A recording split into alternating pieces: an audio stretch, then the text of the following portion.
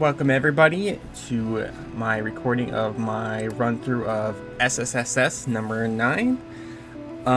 So this is my first tournament since I feel like I've kind of regained control of my gameplay, and I feel like I've done a lot better. So I was really excited going into this one. The problem is that my first match was Aether Ditto against Genova, and it didn't go so well in my favor, so I lost that one, and then, my confidence got shot a little, but, I still felt pretty good going to losers. Like, I could probably make this back if I just, just kept it together, and, if I played Genova again, I'd probably just, play Rana or something, but, yeah. But, yeah, so I'm going to go ahead and commentate over my sets in losers bracket, starting with Unoptimal, who actually is not part of B, but is now part of the new crew that B kind of formed after they, undid their crew and everything. So, yeah, we're going to start with that, and we will go from there. So, I've played Unoptimal a few times, and he's a very hyper-aggressive Aether. Like, he's very clear about going in and just kind of overwhelming the opponent. So it's a little scary for me. I've dealt with it before, Aether, so I know kind of how to move around in neutral and stuff. I say that as I fall straight into ice and get iced up there. But the one thing that Unoptimal does that's really tricky is the panic parries. And panic parrying is a very common habit in newer players. Unfortunately, it's not something that I'm very used to dealing with yet. So if somebody will whiff, my first instinct is to try to get in as much damage as possible. So what you're going to see a lot in this set is Unoptimal whiffing, and then immediately mashing that parry, and then getting the parry, because I can't wait for a freaking second. And I know the alternative to that is if you want to get in for the punish, you just do a jab check. But jab checks are something I'm still kind of getting used to. He does parry the slipstream there, which is good.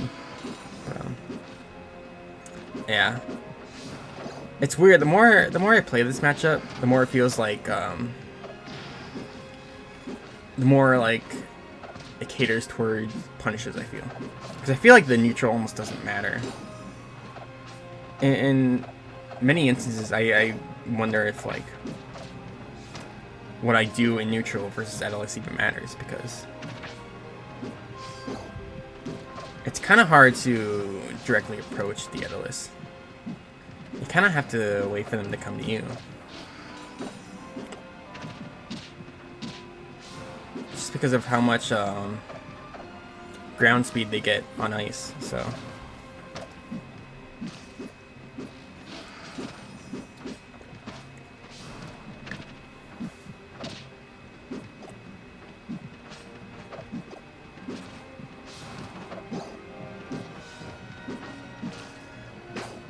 Yeah, there you go. There's a nice parry there.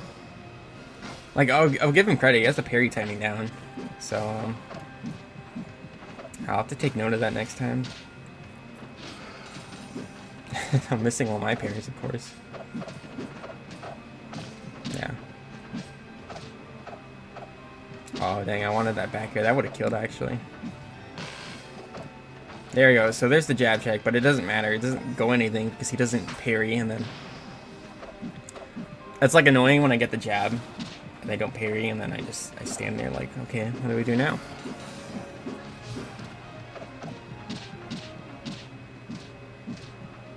There we go. What's up, airs? Nice. I love the Galaxy Tornado at 60%. But yeah, there's game 1. Just skip over these. And I knew he was going to take me to Air Armada because I knocked out all the other very Aether-y stages, I guess. Spear Tree, Endless Abyss, Jules Veil. So, yeah. It's very, very straightforward Aether plays.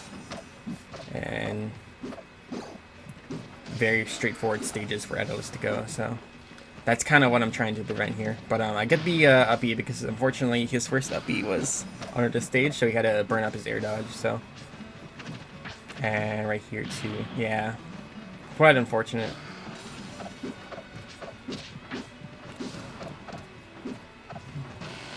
Definitely want to be careful going off stage versus Raster as Daedalus, because that could lead to an early death. And I tried to get a down air spike here, but it didn't work out. Still all these jumps. Oh my gosh, dude. I just rolled out. Yep, waited there. Smart. Oh, that would have been... I don't know if that would have been a stock. Because I don't think... If that was a sweet spot, it would have been the stock probably, but... Didn't look like I had it. Oh, I love getting the down B when they're in armor. Because the armor keeps them from like getting really far out of it. So I'm able to keep them in range. Follow up with a few more aerials, and then... Usually I'm able to get them out of armor. And if I can get the kill on top of that, that's even better. Oh my gosh, dude. There we go. Kill him with the nair. So, take note of that. That was a kill on Atlas at 182%. Now that sounds like a lot, but just wait. Just wait a while. We'll get back to that. But anyways, here's my next set against Clockwork. And Clock has been taking me out as of recent, especially in MS Span. Like I haven't been able to beat Clockwork, and I've kind of tied it in with my hatred of Clarion mains, and just, well, not Clarion mains, but just the character, just how annoying they are with Clarion. But Clock I have a lot of respect for, so I mean, like, our games are still fun. I just, like, you know, I can't pretend to like a matchup that I don't, so. Going into this, it was like, you know, I don't know, like, what would be the phrase? It's like, tough love? It's tough love. I got that spike, though. I'm glad I was just out of that range of that up B to get that spike, so.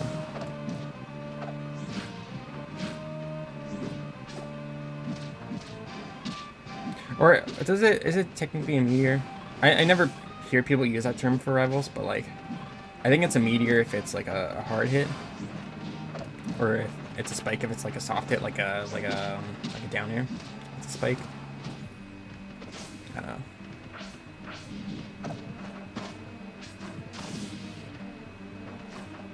Nice DI.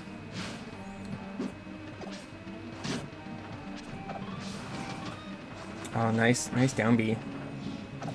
Yeah, that plasma field just messes me up. Oh my gosh. I thought I had like one jump left there. That's why that happened. Oh, bad punish. Oh, that would have been a stock too.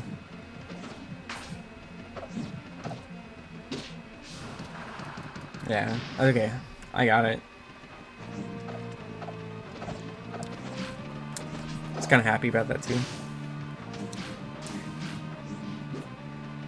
That could have been very troublesome for me if Clock had dealt more damage there. But I really want that stock lead.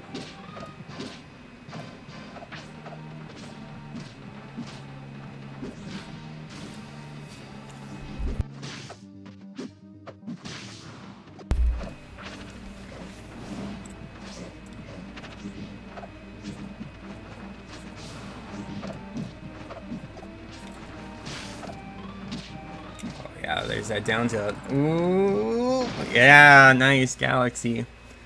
I thought he was gonna get out of that too, so that felt pretty good.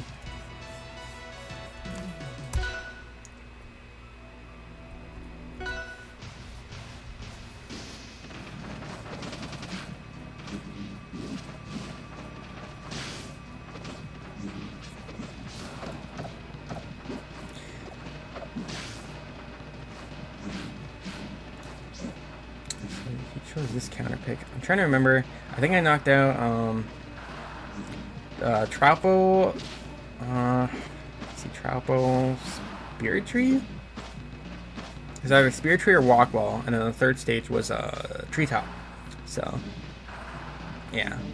I've played Clock enough that I know like exactly where he wants to take me, so... Yeah, it was a bit risky here, letting me take me to Swamp Estuary, but... You know, I figured the stage isn't as bad for me as I think.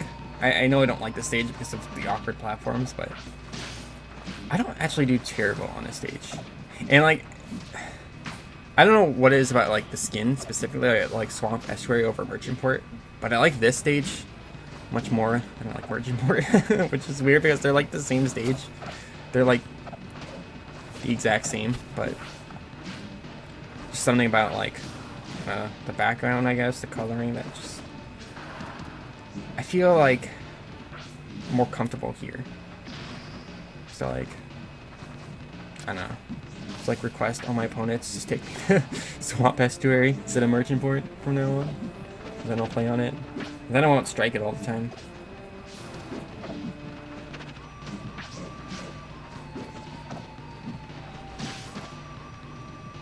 That was an accident, but that would actually be really sick if I gotten that. That was a nice parry on that platform.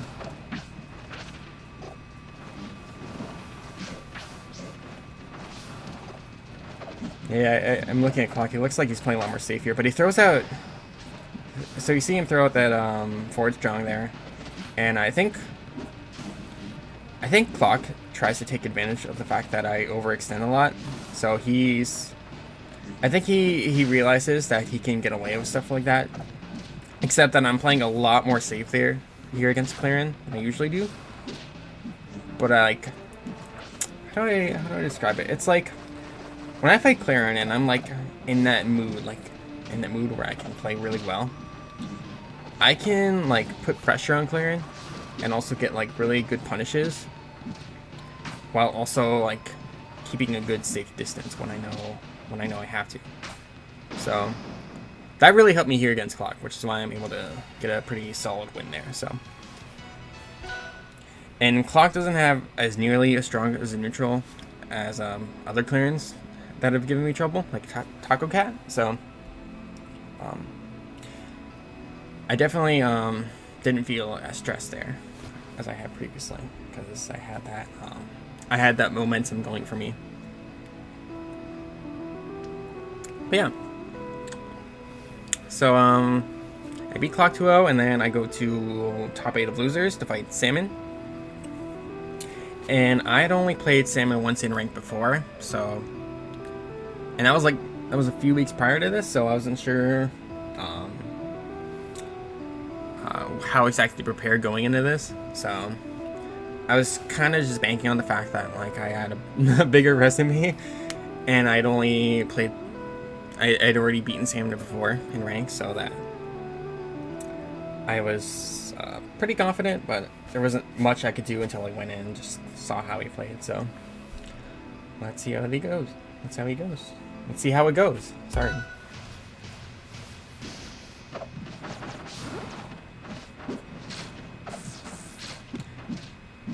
The one reason I was also concerned because like Salmon's also a very big up and coming ABSA. So and also a part of Serene, which is like, I don't know, probably the biggest rivals crew ever. It's like 10 billion members in Serene, so yeah, pretty stacked crew, lots of great players, so definitely can't underestimate them. But I got that early forward drawing, that felt really good. That was from the top platform also. So like, this matchup, I like it because I can get like really good punishes in against ABSA. Like I said before about Clarin, like I can find that balance between keeping my distance when I need to, but also like going in when I need to. So it's a good balance of, you know, defense and offense. But the problem is with ABSA that actually Clarin doesn't have is that ABSA has a lot more ways to counter Raster in the air. And ABSA can get really early kills with the up air with very little effort. So I usually try, I try to be a little more aggro on Absa than I do on Clarin, because I want to, you know, seal those kills as quickly as possible. That was a nice spike, but not enough damage in.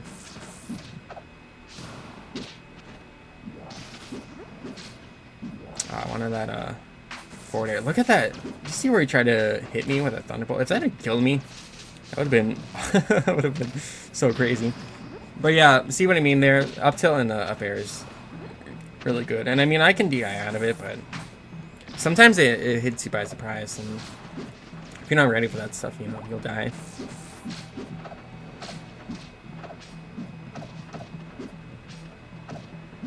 I felt myself overextending a little bit here. It's kind of the problem. Like, I can beat Absas pretty convincingly, but you know, if I'm not very careful about what it is I'm doing, then you know, the situation will turn against me very fast.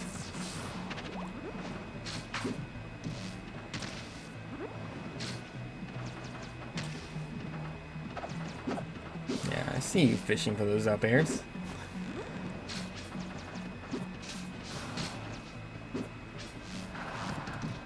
I didn't want to try to go in there. It's too scary. Just play it safe with the tornado. But he gets that kill, and yeah, suddenly I'm down a game. So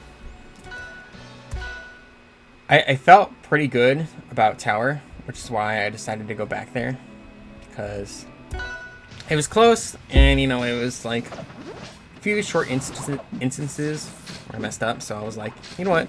Let's take him back. See how this game 2 goes. If I lose again, I'll switch. Especially if I lose very convincingly, but I felt pretty good here, and I thought I had that kill for a second, but I didn't get the sweet spot, so I was able to live that one. And yeah, nice DI. Should have been an up air. I think up air, up strong would have done it.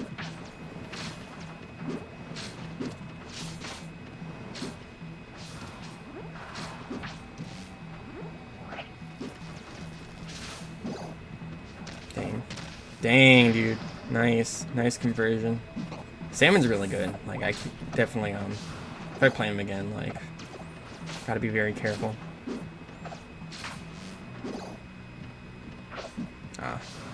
Quick enough. Yeah, sometimes it's hard to tell, you know, how much time I have to, walk in and do the uppie. There, I probably could have, gone for a forward strong, but I don't know if it would have killed. I would have had to like timed it perfectly. And then like hope he doesn't Ash parry.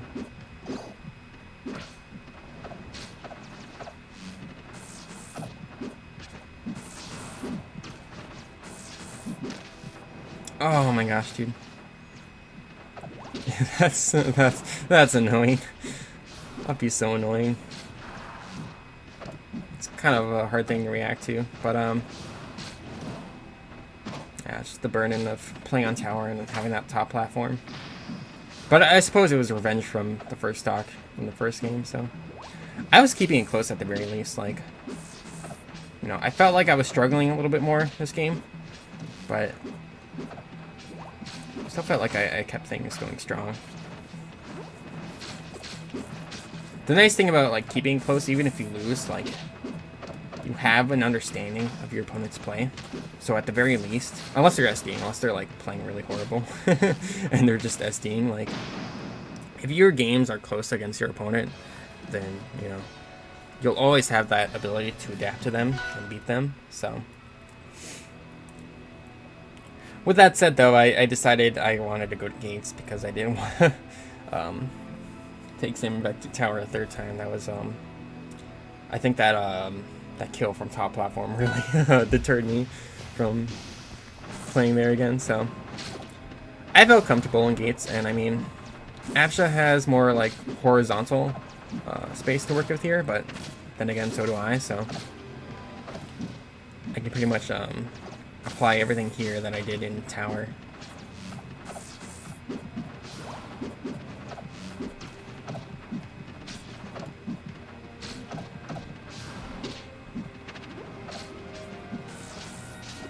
And Salmon had a lot of momentum here too because he was on the verge of 3-0ing me, which would have been quite the upset. But you know, I wanted to remain calm and, you know, remain confident. I did have like a bit of momentum myself after beating Clock too, so I felt like, you know, I could take this even though it would have been, you know, really hard.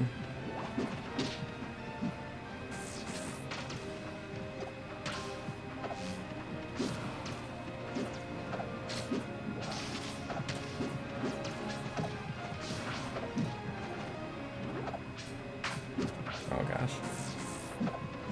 So scary. Nice, nice. Got you that time.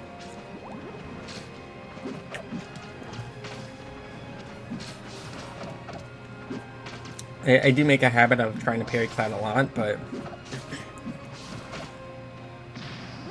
if you're far enough away from your opponent, then, you know, it's pretty safe because they're not gonna get much out of it if they throw Cloud.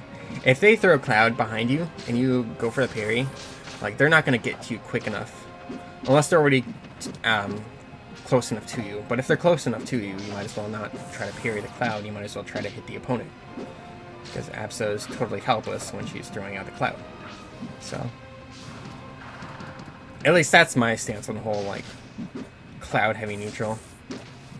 The only person who, like, will spam Cloud and, like, I'll never be able to hit no matter what is Cerois. But I'm okay with that because Cerois is probably, like, one of the best Absas, like top 3 or top 5 Absa, I don't know. But like any other player, like, you know, like, you play them enough and, like, you will learn, like, how to deal with Clouds, and, you know,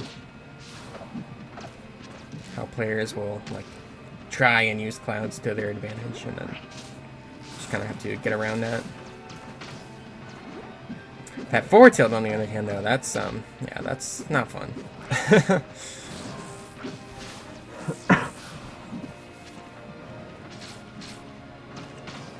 Yeah, see right there, like, Cloud gets thrown behind me, and then, like, it doesn't hit me, and then, you know, I'm nowhere near the Abscess, so what are they gonna do?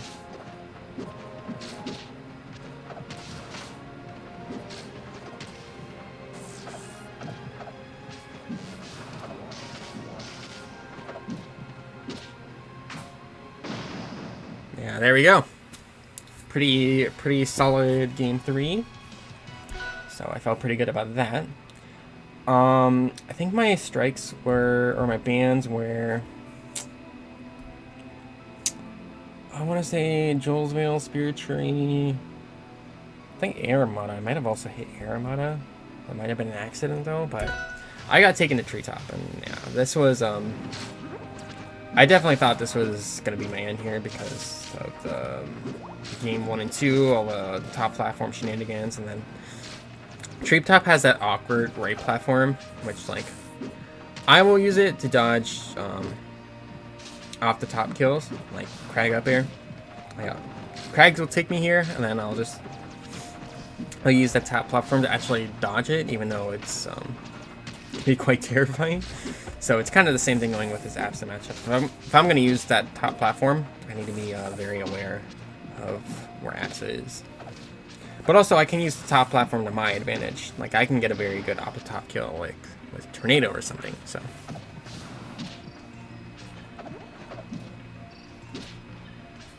it also makes edge guarding on the right side easier. So because high recoveries are, like, very common in this stage.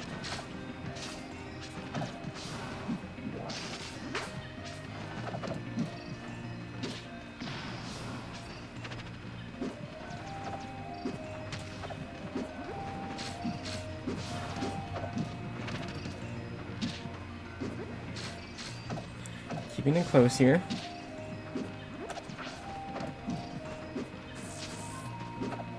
Starting to get a lot more nairs out.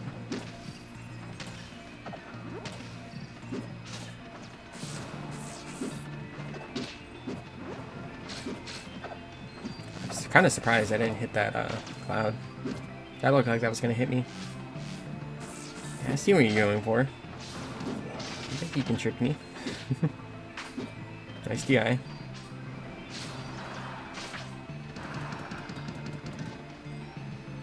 think a down strong would have been better there.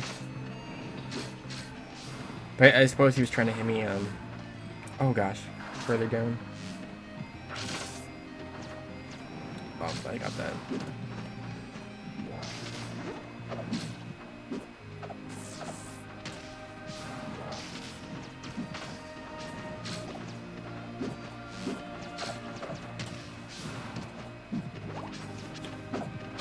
Spacing each other out here. Very dangerous space.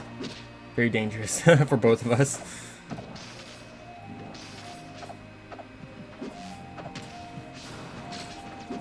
Whoever takes the stock here has a big advantage. There we go, the Galaxy back here. So yeah, I got that stock and then I was just like, okay, hit and run, hit and run. That's how it feels like sometimes.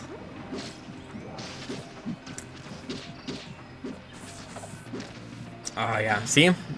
See, you overextend, you get punished. So, take that in for next time, I guess.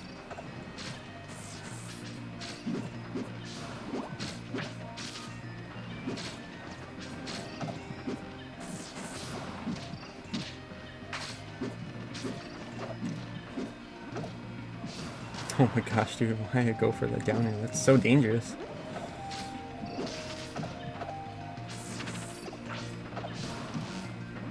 Ooh, scary. Oh, the SD. Oh, I forgot about that. Yeah, for all you know, Salmon might have been able to bring that back, but it's unfortunate. But we got the game 5, and it's Tralpopon, which is, yeah, pretty fair also, because again, top platforms, good off the top kill options, but I want to say Sam was starting to get a little nervous here. We'll see. I felt pretty confident. Like, I felt like I could definitely bring this back. You know, I just got to be very careful about the top platform and how we use it. And then I think Salmon can also, yeah, get up air from the side plats also. So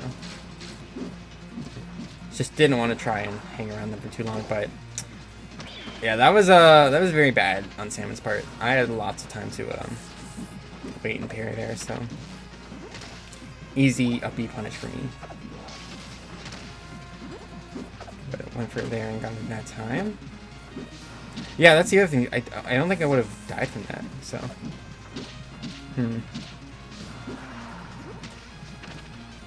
I don't know.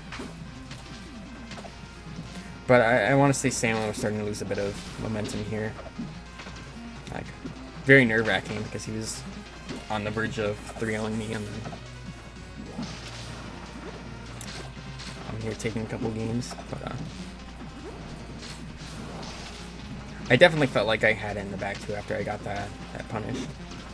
Like, oh man, that was close. Oh, I can't do that.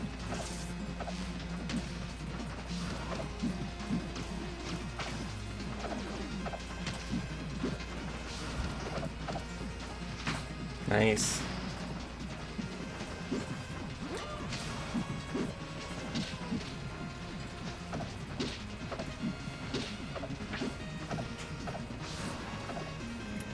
A little bit of noise in the background. Hopefully that isn't too loud. Oh, there you go. There's the Thunderbolt. I don't know if there's like a special move for that. I just call it the Thunderbolt. I feel like it's okay enough name. Oh, nice guy. Going down. Smart. Nice. Yeah, I don't feel like that game was as nearly as stressful. Like I got that punish on the first stock, and I just had all the momentum going for me. So yeah, awesome set against Salmon. Very afraid to play them next time because, you know, I don't doubt the potential of that player or that APSA at all. So But yeah, so next up was against Snake Bandit, and that was my first time. This is my first time playing Snake Bandit in 3 months. I was at the Fire Weekly, and I actually lost. And I remember thinking, oh gosh, am I gonna lose to Snake Bandit now? Because, you know, he's not an easy Arcane, and I've been struggling with Arcanes a lot this year, especially in online tournaments. So the one thing I had going for me here is, again, I just had the momentum. But I also hadn't had much practice with Arcane prior to this, so I wasn't sure how it was gonna go. So let's see. Actually, wait.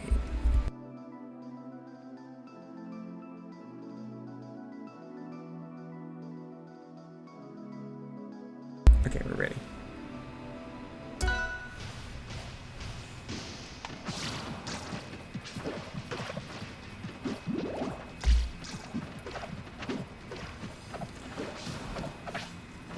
Most of my Arcane experience comes from a lot of the random online Arcanes I fought in ranked. But more recently, it was in Ras against Bacon, who was very bubble spammy, and I had to get around that.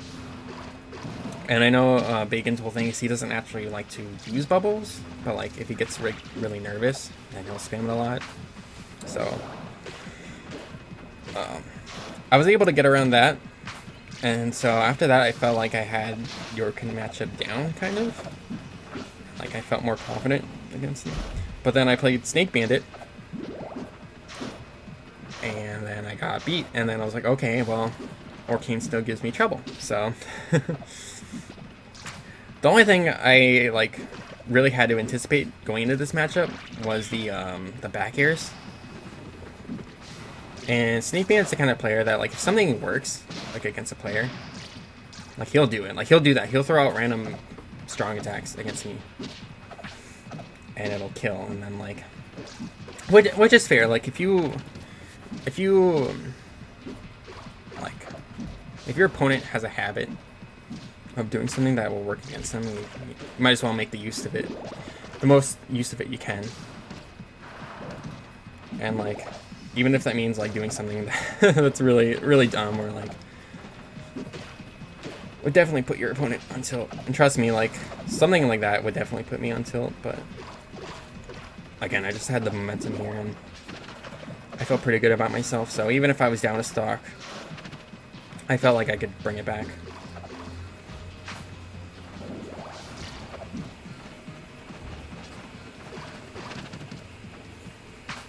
Oh yeah. Just DI'd straight up too. Oh my gosh. Yeah, you see, I don't know. Maybe it's not like a Snake Bandit thing. Maybe it's just like just an Arcane thing.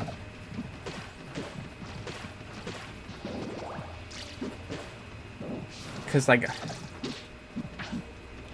there's a part of me that wonders like how he knows to go for up air there. How he knows I'm gonna, you know, stake into the top platform, but.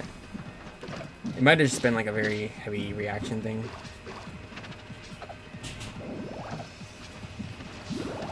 And maybe like next time I'll just, you know, hang far left. But I think that was bad DI on his part, because that was a sour spot forward strong. And he probably could have lived that even if he hadn't DI'd at all. So, oh my gosh. Okay, well we got vacuum noise in the background. Hopefully that'll leave.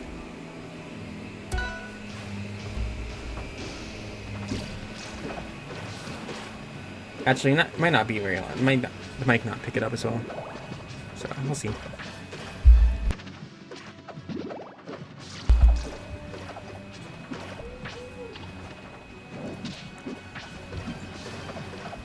This might just end up being another test recording, so whatever.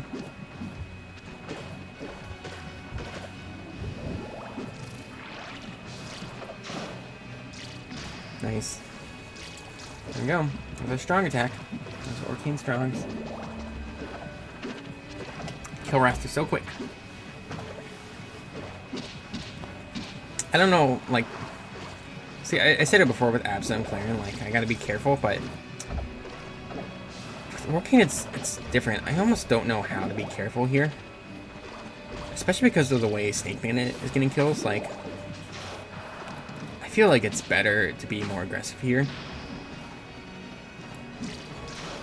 And Orcane's not the kind of character. Oh, this part here.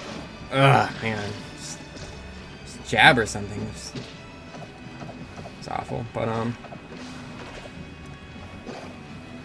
don't know. I feel more, like, safe going in against Orcane. I feel like I control the neutral more when I'm going in, as opposed to when I'm trying to get in. Because, you know, Orcane wants to keep me out, and then wants to get enough damage off neutral to be able to just throw out a kill, like right there, you know. And it doesn't take a lot for Orcane to kill Raster with up air. So, yeah. Snake Bandit can't really afford to be quite as aggressive as me, so I think he needs to play a lot more safe than I do. Which is good, because if I have the momentum, and it's like the theme of this recording, like having the momentum, but again, ooh, bad down tilt. I can do a lot more than Orcane can here, so that's what I'm trying to say.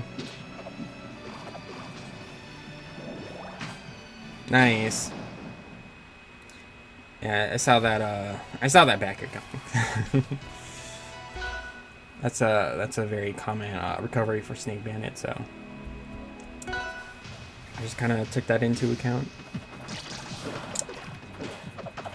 And I think Frozen Fortress is a good counter pick for him, because he has more space to move here, so he can get much more out of dodge. But then he also has those two upper side platforms to get an early kill with an up air if I'm not careful.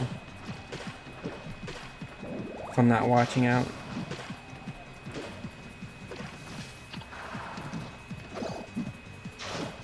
Nice.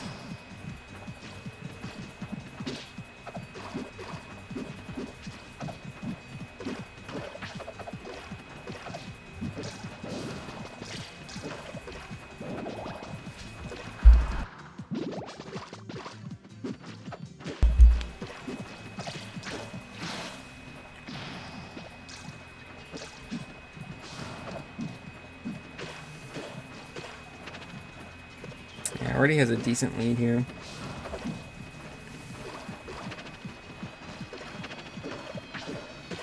It's definitely a situation where I could get easily 3-stocked.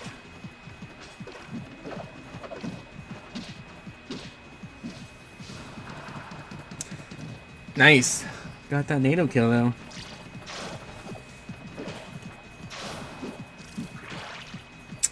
Yeah. Tried hitting him there, but too close to the puddle.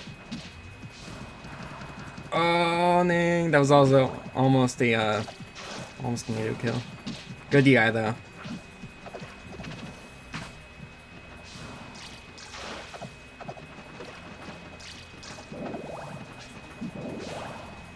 Yeah, there's that darn back here.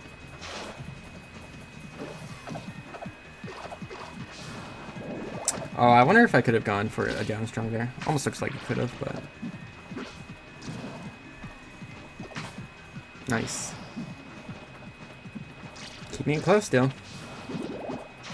I definitely wanted this game, but I wasn't sure. Yeah, I wasn't sure if I was going to take it, because one Orcane strong does it. That's the matchup. That's why it's balanced. But, yeah, I was thinking about my counter picks here, and I realized that I hadn't gone to gates yet, so... It's great. It's like the benefit of not going to gates first, is that I'll always have it for later, so...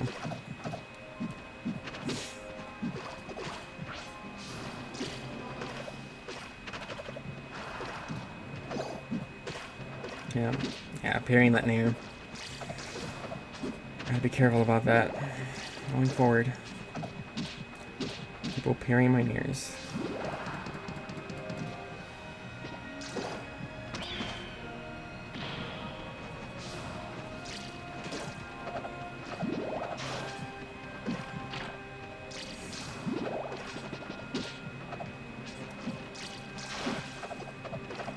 Just hit everything but Orcane. That's great. Well, I don't get parried that way.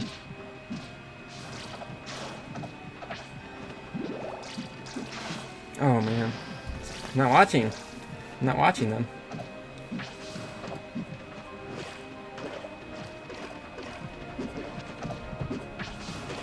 Oh my gosh, it's windy out.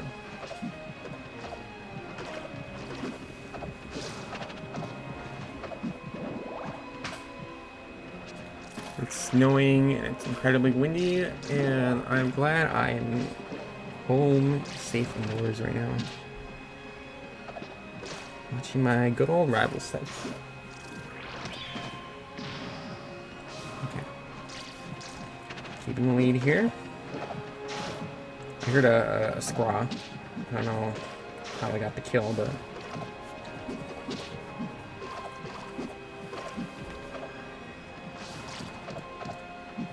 And there's the safe jab. I like the conversion too, like jab down tilt. It can actually lead into a whole lot, so... It's safe, but it also, like... very good option in general, so.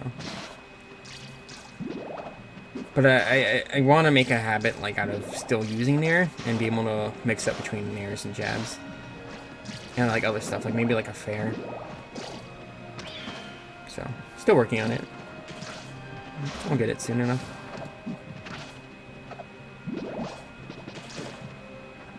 I think I was getting a little antsy for the kill here. But I was still at, I was at a very high kill percent, so.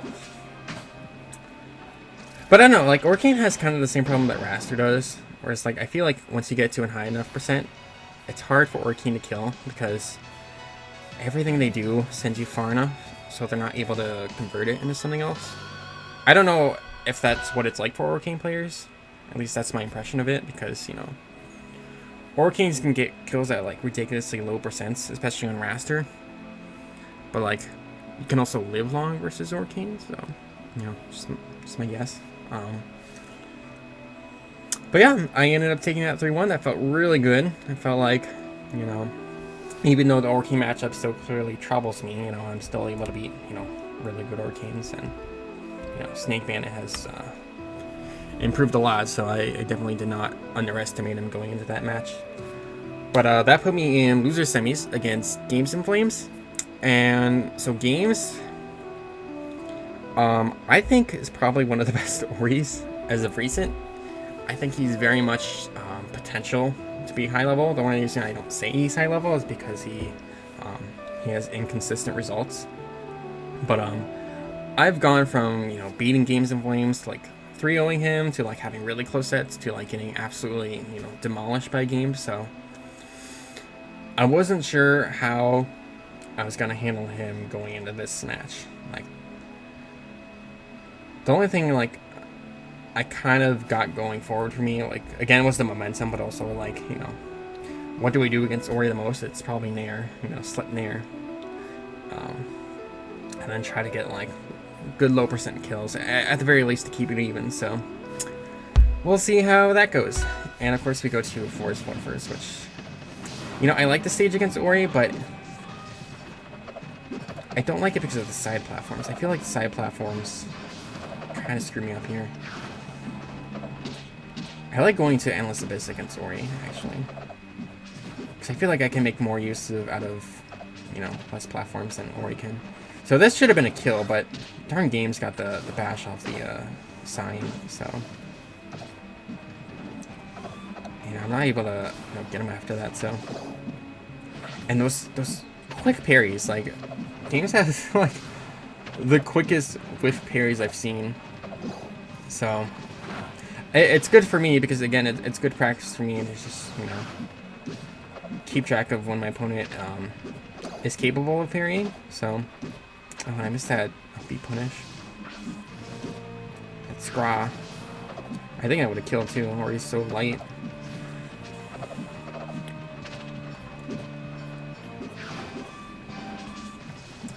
Games moves really fast too. He's probably like the hardest Ori I've ever played, to be honest. Like, I don't think I've ever played an Ori better games. The only other player I can think of is Gushcraft, but I don't know. I've been able to beat Gushcraft before. Well, I mean, I guess I've beaten games before, but I don't know. It's like I said, because games is sometimes inconsistent, even though, you know, he's clearly capable. So when I play games at this level, like, this is probably the best I've ever played Rivals, like this tournament here. And here I am, like, just playing against, like, the toughest Ori I think I've ever fought, so. Oh my gosh, it's like storming. It's literally a snowstorm outside. It's like, I don't know if that's the perfect timing or the worst timing, but quite interesting.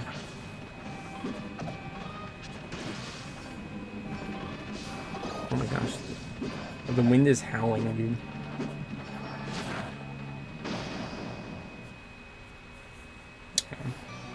Pretty solid first game win from Games of Flames.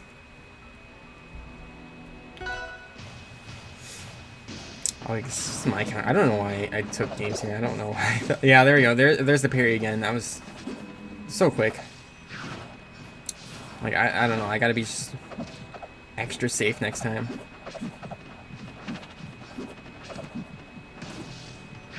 It's good for me, again, like, it's good to, you know, break that habit out of me, because, you know, I can't keep trying to whip punish games if he's gonna go for parries. So I either gotta bait the parry out of him, or I just gotta, you know, go for a safe jab.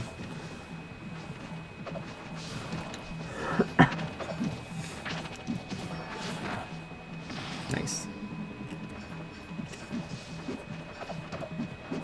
I can't catch him either, he's so fast.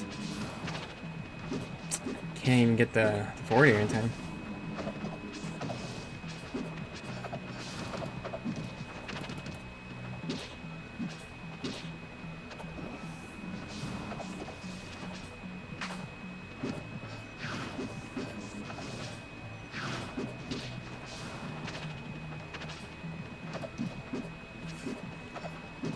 Keeping on the pressure too.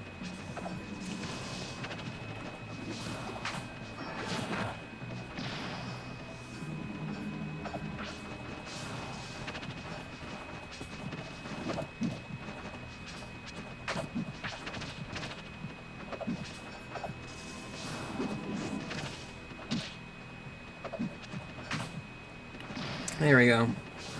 Same thing I did against Salmon. So, forward strong kill from the top. Nobody ever sees it coming.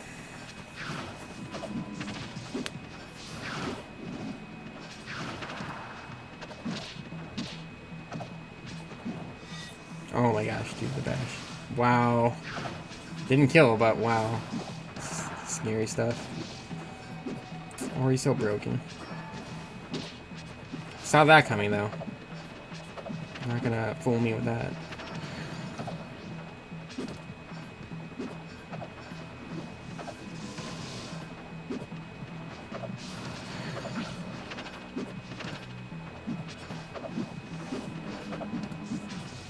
Keep going for those nairs, dude. It's not even near me.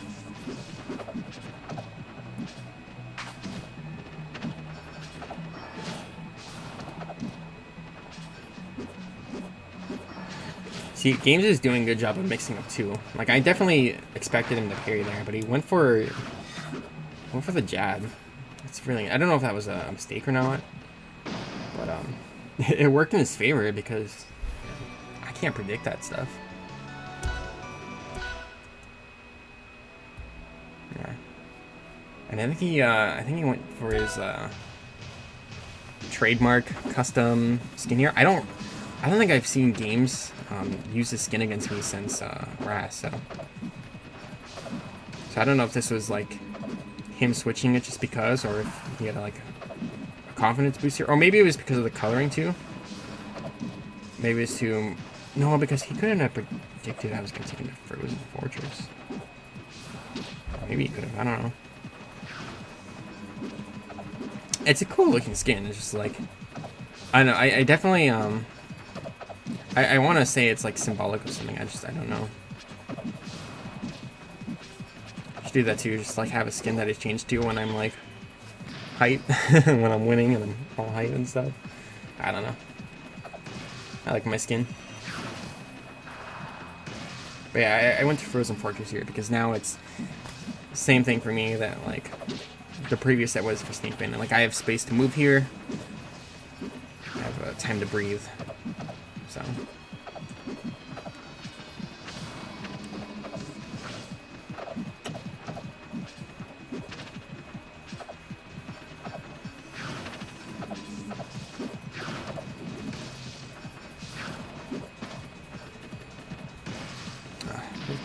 I need to land here.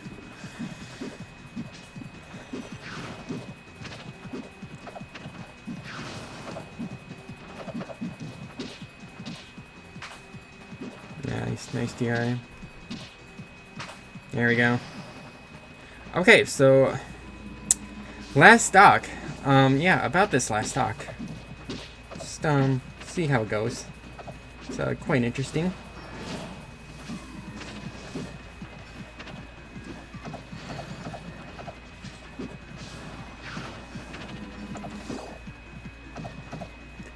Definitely wanted to seal this kill quick because, you know, especially because I had the percent lead here too, so like the more I prolong it, the worse it gets. I definitely thought I had that kill there, but friggin' so hard to edgeguard Ori, dude. I feel like Ori's just like either I kill with a, oh my gosh, why did I land into that? I either like kill Ori with something like really cool looking, or they just kill themselves. It's rare that I actually like get a solid edge guard on Ori, so a bit frustrating. But yeah, games at 120% against Raster. Very much a time where the stage kind of works against me because if this was tower, and you know I got a pretty decent forward air off stage, I probably could kill games. But because the blast zones are so far out here, and because I'm not able to commit to a strong attack here, I'm just kind of chipping away at damage, which doesn't matter much because I also get put to kill percent, but then at the same time it's also Frozen Fortress, so neither of us can kill each other. So yeah, just a lot of running around, you know, staying safe. It's very dangerous. If I was at low enough percent, like I could probably commit more to like a tornado or like a strong attack, and that would for sure seal the kill. But because I'm at kill percent 2, I have to play extra safe here and try to use the stage to my advantage as much as I can. Yeah, I thought that was a kill, but no Galaxy. And Games is DIing it really well here. No kill. Nope. Yeah, freaking 200. So yeah, what I was saying before about Aether at 180. Here we have Ori, one of like I think top 2 lightest characters. Finally dies at 229. That was insane.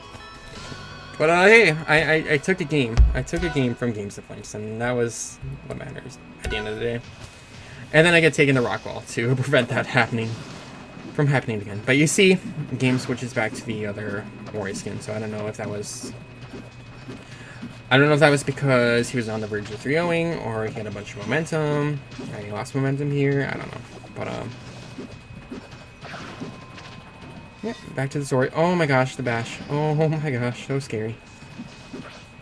Yeah, see, I don't even know if Rockwall matters. I feel like I die no matter what stage I'm on there. That bash setup is insane. And I hate that move. I hate it. I just hate it.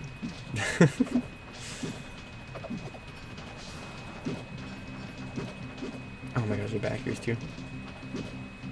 Yeah, games is still popping off here. I DI in though, so I get hit by the weak part of the back air there.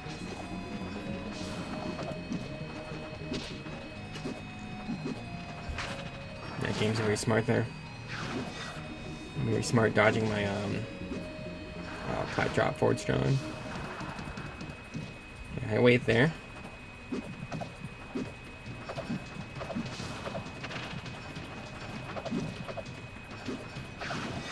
Just gotta watch out for sign.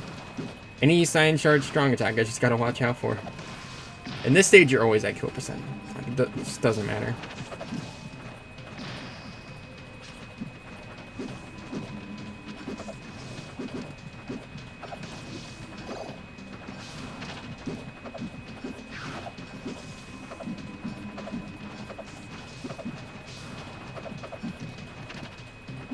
Oh, I kind of like that. It doesn't go into much, but it's really cool. I don't know, maybe if... I don't know. Oh, he went for another bash there. Glad he didn't end the game that way. That would have been really sad.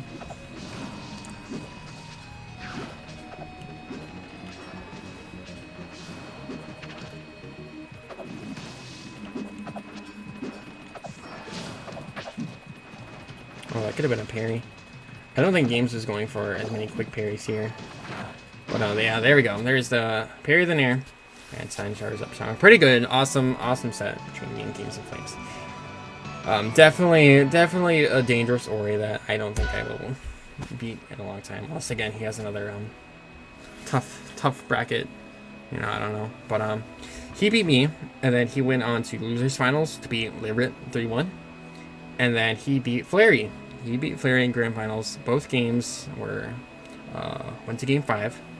It was insane, and so I didn't feel as bad losing to him after that, because that was this was probably my best. I don't want to say best tourney performance. I want to say it's probably the best I've ever played Rivals, like, consistently. I want to say. So for me to play that well and still lose to games, but then for him to beat, you know, Livet and Flary, it's like, okay, that's amazing. So it felt good for me, and I felt happy for games too, because I definitely I was definitely rooting for him. So yeah, that's my tournament run. Pretty fun. I will have hopefully a lot more awesome runs like that in the future, because I'd love to go back over those as well. So thank you all for watching, and I will see you all in the next one.